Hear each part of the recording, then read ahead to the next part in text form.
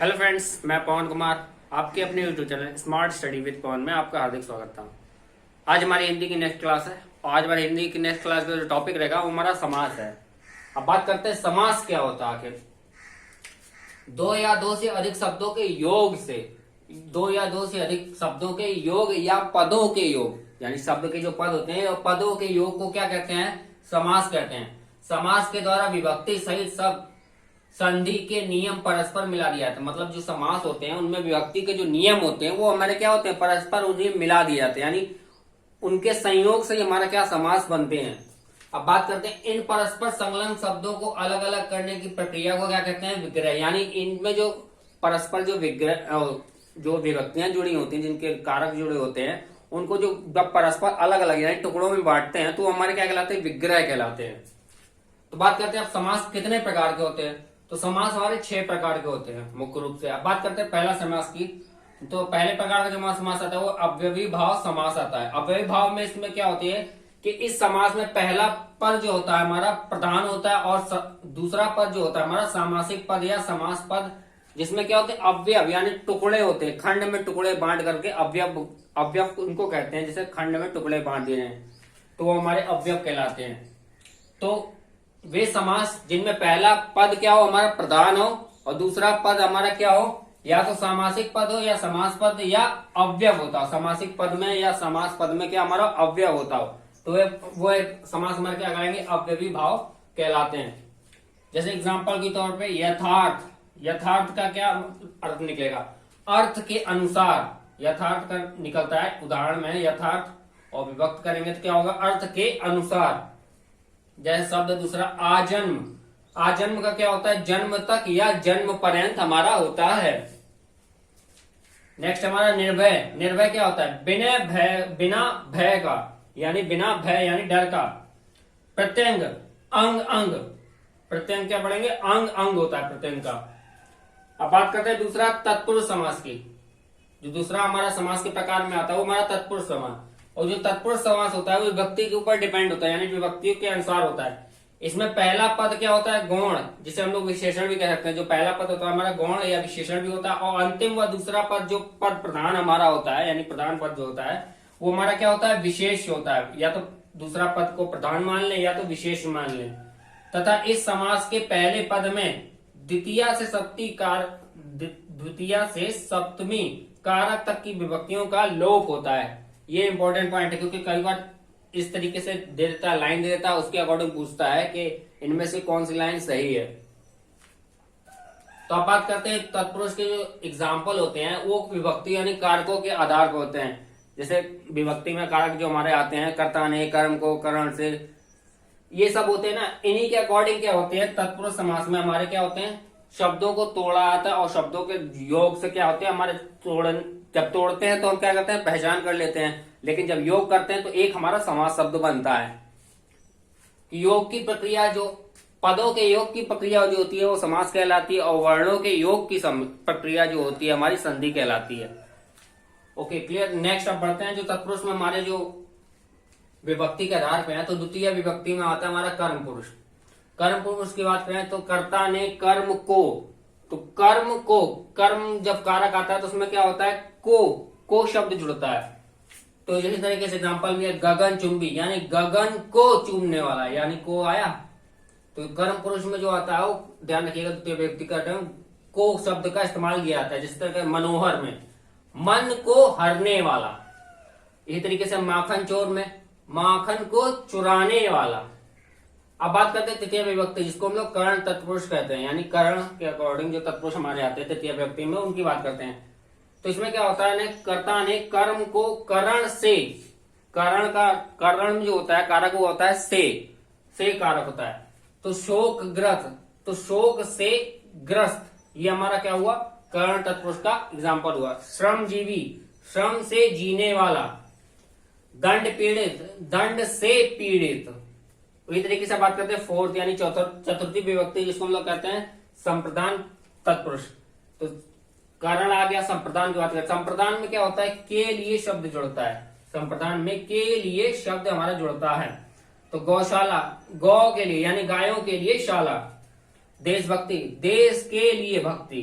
देवालय, देवालय, देव के लिए आलय। अब बात करते हैं पश्चिमी विभक्ति जो आती है, इसमें हम लोग कहते हैं अपादान तत्पुरुष जो आता है उसकी बात करते हैं। अपादान में क्या होता है? अपादान मतलब अलग कर देता है। अपादान का अर्थ ही होता है अलग थलग कर देना, यानी उस चीज में खामी निकाल कर उस चीज को अपोजिट क्रिएट करके अलग थलग कर देना।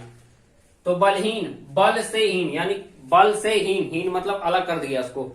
अपादान में क्या होता है? अलग कर देता है चीजों को। तो बल से हीन, से शब्द लग जाता है, और से किसमें लगता है? से हमारा लगता है, आगे और भी बताएंगे, जैसे करण में है से लगता है, लेकिन करण में क्या होता है? उन चीजों को दर्शाने के लिए, जैसे शोक से ग्रस्त है, ग्रस्त आखिर के विशेष को पहचानने के लिए होता है, शोक से ग्रस्त। तो अपादान में क्या होता है? अलग दिखाने के लिए होता है। मतलब अपादान मतलब अलग तरीके से, मतलब जैसे मान लीजिए मैं अपने भाई को अलग कर दूं तो वो अपादान की श्रेणी में आ जाएगा। तो इस तरीके से बलहीन, बल से हीन, पद भ्रष्ट, पद से भ्रष्ट, दुरागत, दूर से आगत। अब बात करते हैं षष्ठी विभक्ति जो कि हमारी आती है संबंध तत्पुरुष में। बात करते हैं संबंध तत्पुरुष की, तो आता है हमारा, जैसे एग्जांपल तौर पर गंगा जल। तो कर्ता ने कर्म को संबंध जो कारक आता है उसका हमारा, संबंध विभक्ति में जो कारक आता है उसका हमारा आता है का की, का, री, ये सब आते हैं। तो हमारा गंगा जल का हुआ गंगा का जल, सूर्योदय, सूर्य का उदय, राजभवन, राजा का भवन। उसी तरीके सप्तमी विभक्ति के अंतर्गत जो हमारा आता है अधिकरण तत्पुरुष, उसकी बात करते हैं तो इसमें आता है अधिकरण में, अधिकरण जो विभक्ति होती है उसके अंतर्गत हमारा आता है सप्तमी विभक्ति में अधिकरण में, कारक जो आता है वो में होता है। बात करते हैं कवि श्रेष्ठ में, कवि श्रेष्ठ यानी कवियों में श्रेष्ठ, यानी कवि में श्रेष्ठ हो गया। कवि श्रेष्ठ का अर्थ हो गया कवि में श्रेष्ठ। वनवास, वन में वास, पुरुषोत्तम, पुरुषों में उत्तम। अब बात करते हैं जो हमारा समास के प्रकार में, 6 प्रकार में जो तीसरा हमारा समास आता है वो हमारा आता है कर्मधारय समास। ये तो हो गए तत्पुरुष के।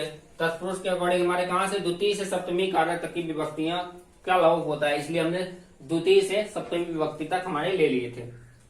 अब बात करते हैं जो हमारा समास के प्रकार में तीसरा आता है हमारा कर्मधार समास। कर्मधार समास क्या होता है? जिसमें कर्म की प्रधानता, जिस समास में क्या हो, कर विग्रह करने पर कर्म की प्रधानता प्रकट हो रही हो, तो वह समास हमारे क्या कहलाते हैं? कर्मधार समास कहलाते हैं।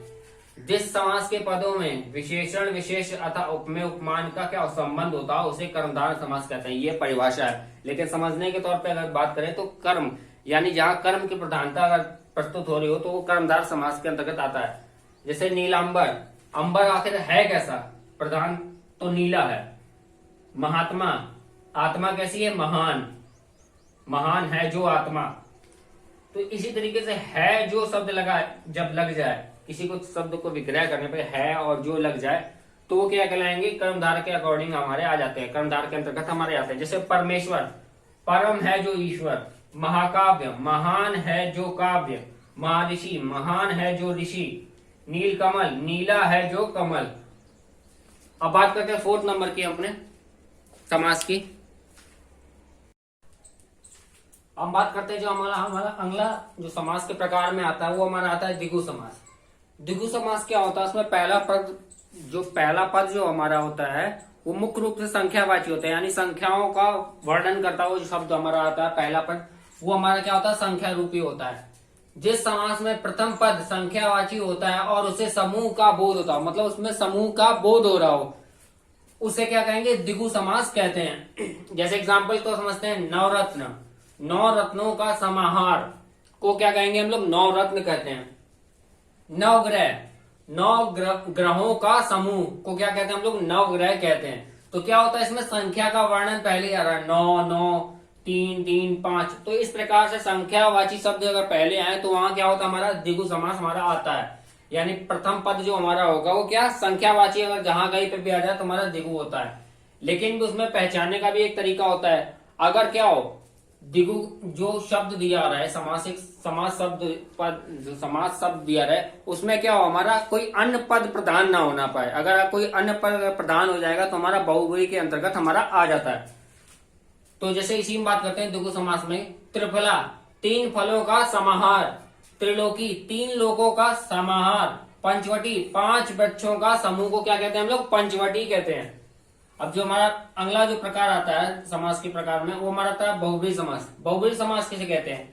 इस समास में क्या होता है, दोनों पदों के अलावा तीसरे पद की क्या होती है? प्रधानता होती है। यानी दो पद जो हमारे प्रथम पद और द्वितीय पद के अलावा भी अगर कोई तीसरा पद की अन्य पद, तीसरा पद मान ले या अन्य पद की अगर प्रधानता होती है तो हमारा वो क्या कहलाएगा? बहुब्रीहि समास हमारा कहलाता है। जैसे लंबोदर, लंबा है उधर जिसका, जिसका लंबा है उधर जिसका, उसको क्या कहेंगे? लंबोदर, यानी गणेश कहते हैं। चतुर्भुज, 4 है भुजाएं जिसकी, उसको कहेंगे चतुर्भुज। जिसको हमारा अगर तीसरा पद अगर देखा जाए तो वो क्या बन रहा है? हमारा विष्णु जी अगर बन रहे हैं। जलज, जल से उत्पन्न है जो। अब हमारा पहला प्रथम पद और द्वितीय पद के अलावा हमारा तीसरा पद क्या बन रहा है कि कमल को भी हम लोग क्या कहते हैं? जलज कहते हैं। जल से उत्पन्न तो कमल भी होता है। तो ये इस तरीके से जो तीसरा पद जो, अगर तीसरे पद की अगर कोई प्रधानता हो रही हो किसी समास में तो क्या कहलाएगा? हमारा बहुब्रीहि समास हमारा कहलाता है। जैसे एग्जाम्पल को समझते हैं। गजानन, गज के समान आनंद वाला, तो हमारे गणेश जी को भी क्या कहते हैं? गजानन भी कहते हैं। चंद्रशेखर, चंद्र है शिखर पर जिसके, चंद्रमा आखिर यानी चंद्र पे किसके है? यानी चंद्र पे, चंद्र जो है शिखर पर, शिखर पे किसके है? तो हमारे शिव जी के हैं। दिगंबर, दिशा ही अंबर है जिसका, अर्थात से भगवान शिव की बात हो रही है। नेक्स्ट जो हमारा आता है समास के प्रकार में, वो हमारा है द्वंद्व समास। द्वंद्व में क्या होता है? द्वंद्व का आशय होता है पेयर में हो, यानी जो जोड़े में हो उसको क्या कहेंगे? हमारा द्वंद्व समास हमारा कहलाता है, जो जोड़े के रूप में व्यक्त किया जा सके। इस समास में दोनों पद क्या होते हैं? प्रधान होते हैं। इसमें क्या होते हैं? अव्यय शब्दों की जो बीच समुच्चय बोधक और जो अव्यय होते हैं, यानी बीच में जो समुच्चय बोधक अव्यय होते हैं वो या तो और लगाए जाते हैं, जिस तरीके से लव और कुश, या तो आ या लगाया जाता है, ये या लगाया जाता है, या तो और लगाया जाता है। बीच में ये दोनों शब्द हमारे जुड़ते हैं। जैसे कि एग्जाम्पल तो समझते हैं उदाहरण में। राम लक्ष्मण, राम और लक्ष्मण। राम कृष्ण, राम और कृष्ण। लव कुश, लव और कुश। माता पिता, माता और पिता। दाल रोटी, दाल और रोटी। पाप पुण्य, पाप और पुण्य। इस तरीके से क्या होता है? द्वंद्व समास हमारा समझाया जा सकता है, मतलब पहचानने की एक प्रक्रिया होती है कि जहां और या लग जाए तोड़ने पे, विग्रह करने पे, तो हमारा क्या लगेगा? द्वंद्व समास के अंतर्गत हमारा आता है। जैसे रात दिन, रात और दिन। आज कल, आज और कल। तो इस तरीके से एग्जाम्पल होते हैं हमारे द्वंद्व समास के। अब आपकी समास की क्लास यहीं खत्म होती है। आई होप आपको हमारी समास की क्लास पसंद आई हो, तो प्लीज लाइक कीजिए, सब्सक्राइब कीजिए एंड शेयर कीजिए। धन्यवाद।